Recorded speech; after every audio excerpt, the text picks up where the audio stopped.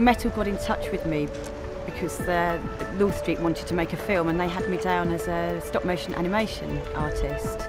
So I thought what would be a really nice thing to do would be to do kind of fishing stories about Leon Sea. I knew that North Street wanted to actually get involved with a film on the fishing community in Lee and how the railway lines affected the fishing industry in general. So I thought it would be nice to do like a brief history of the fishing industry and then have real-time footage of the boats and the landscape that we see around us here, along with stop-motion animations of fishing stories. First of all, we've got the fishing story of how the cocklers used to take the yolks out with buckets on, and they'd walk out and they'd scrape in the cockles and bring them all back and then walk back to the beach. And I thought that would actually make a really nice little animation just to explain how they used to collect the cockles in the old days and then compare it to how they do it now. Because the cockling industry is something that Lee's always had and it's been quite proud of.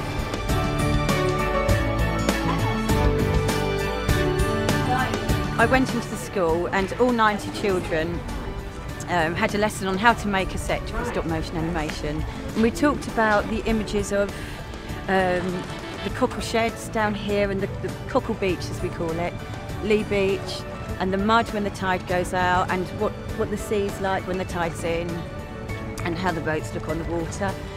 We talked about the graveyard and we talked about the hill because these were the main sets that needed to be made for this animation.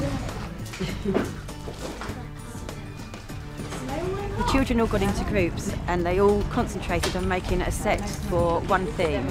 The next thing to do was to make the characters to animate within these sets. So again, they had a lesson on how to make an armature and how to make a character for stop motion using plastilin and plasticine, which is pretty much the same thing. And each child made a smuggler or a cockler, a fisherman or a fisher lady.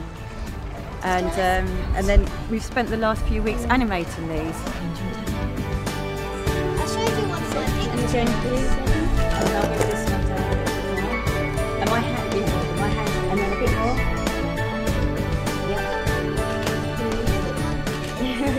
So along with this, the children have been coming down and sourcing sounds as well from the area, writing them down and then going out and recording them. What we're concentrating on now is actually doing the live footage of the fishermen working and interviews with the fishermen.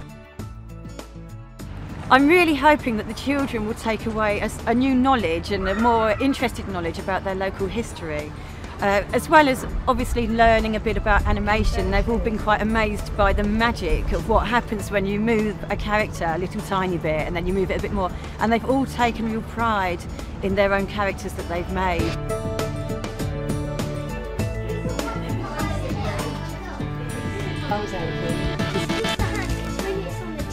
The children have just been amazing working on this.